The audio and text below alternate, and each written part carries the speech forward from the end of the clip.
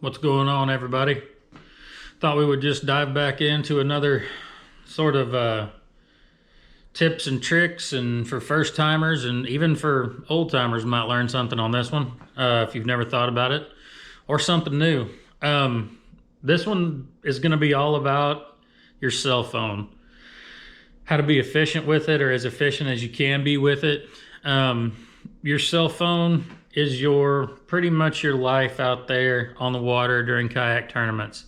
Yeah, fishing's a part of it, but if you can't upload your pictures, it is what it is. We have to rely on our smartphones in order to fish this sport. It's necessary.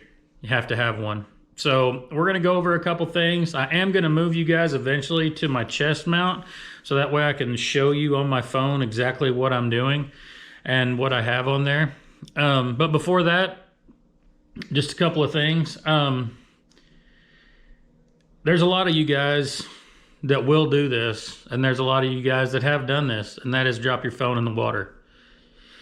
That's the last thing you want to do, not only because your tournament's over, but also because then you got to go buy a new phone, and they're not cheap. So a good, reliable phone tether is incredibly important. I keep this strap on there all the time. Yeah, it kind of looks old manish, but it is what it is. And the reason I do is because I get these at work. I have to wear a badge at work. They're a retractable thing. You can find them on Amazon, but I hook this little snap directly onto that tether, put this in my life jacket pocket with this clip, and then whenever I need it, I pull it out. But the problem with this one is this cord is very thin, so it rakes over the zipper of my life jacket all year long, starts to fray. You got to replace it pretty often. But anyway, it does work for me, and I get pretty much all of them that I need. Here is another one this one's made by RoboHawk. It's more of the ones that you can buy and doesn't look quite as old manish.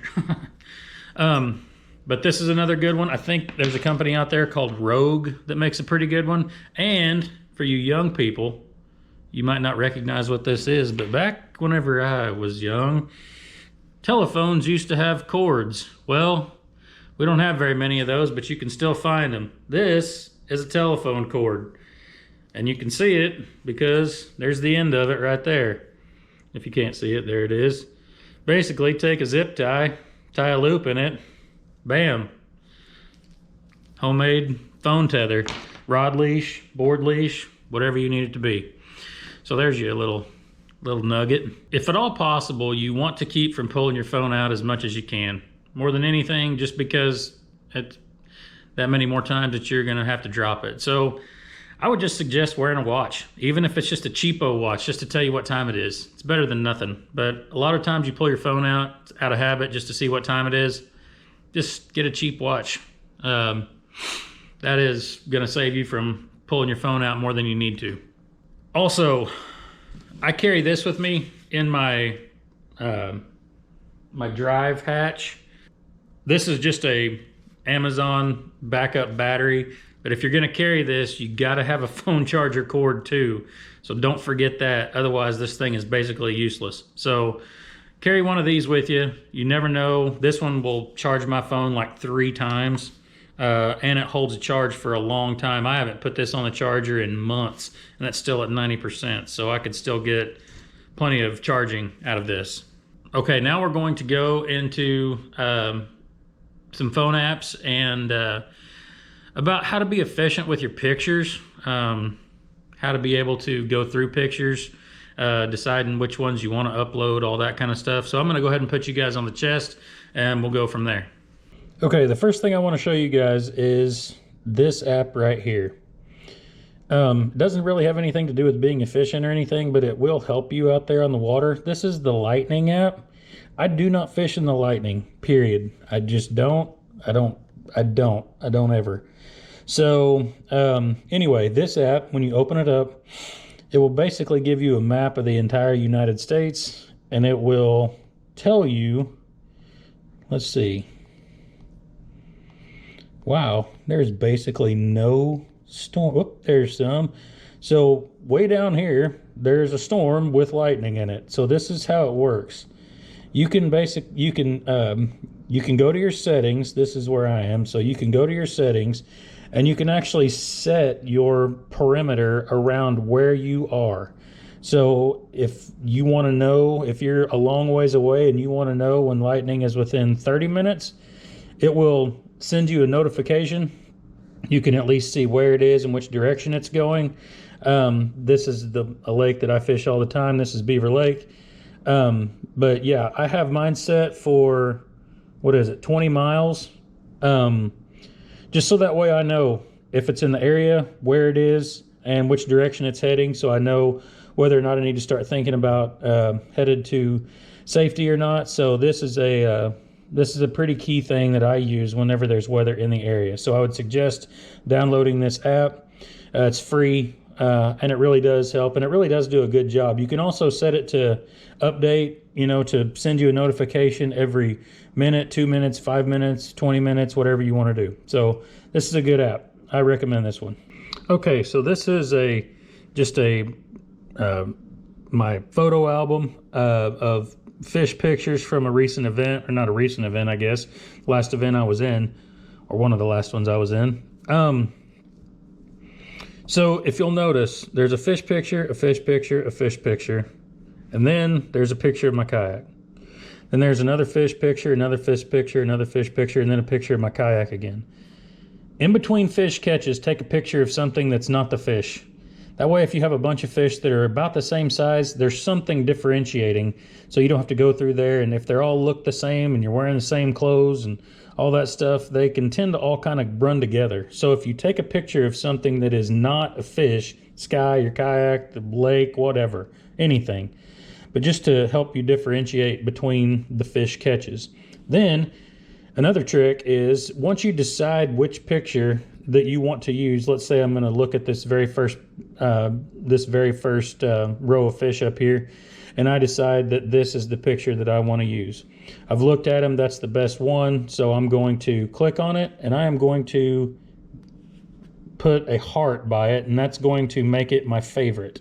So then, let's see, then I'll come back out here, and this is my second fish, and this is the one I want to use. I'll put a heart by it, go back, and then this is the third picture, and this was a big fish, so I took lots of pictures to make sure I got a good one, and this is the one that I've decided to use, so I'm going to put a heart on it.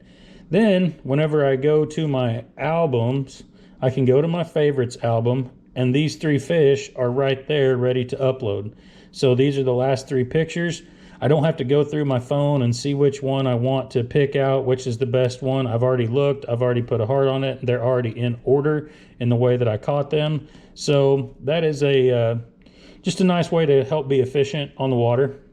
Okay, and the last thing, this is straight up just personal opinion. People have different thoughts about this, different reasons why they do and don't do this. We're going to talk about when the pros and cons of when to upload your fish to TourneyX.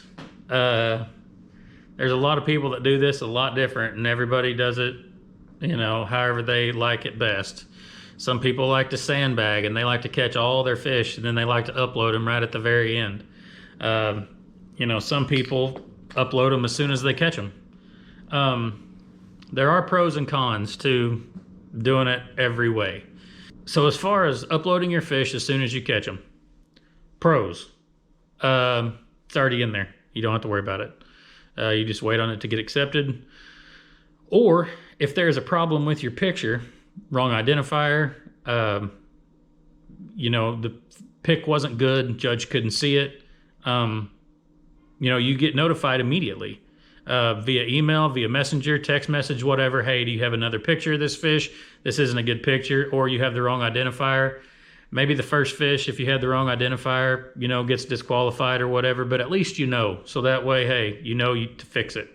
Another pro is, if you drop your phone in the water, or if you have a phone malfunction, your battery dies or whatever, your pictures are already uploaded. So It's just one less thing to have to worry about.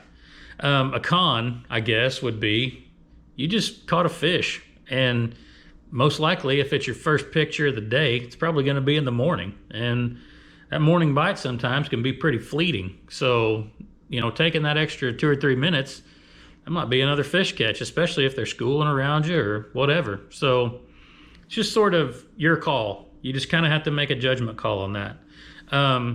As far as waiting until, I know a lot of people, and I do this sometimes, I wait until I have a limit. I wait until there's sort of a lull in the day. You know, you run the risk of, if there's a problem with the pictures and you wait and submit all 5 of them at the same time, then you got the wrong identifier. You got the wrong identifier on all 5 fish instead of just that first one. So I can understand all the sides of that argument, but you just kind of have to use your best judgment on that. You know, the other part of it is, you know, if you wait until later, maybe you don't have great service and you think you're going to get to good service or whatever, you have a flat, you have the ramp is all clogged up and it takes you forever to unload and you still don't have service. You know, there is pros and cons to doing it every single way. But I tend to err on the side of caution. I will upload them fairly quickly, maybe not immediately, but if I'm moving spots, I'll upload them on my way to the next spot, you know, something like that. So just be careful, use your best judgment about that. There's definitely more cons to waiting than there are pros. But I understand it. You know, you don't want to cut into your fishing time by uploading fish pictures. So anyway, this is just some phone stuff that I thought that maybe might help somebody out there to be a little bit more efficient, maybe a trick or a tip that you didn't think about. And anyway, as always, thank you for watching, and we will see you on the next one.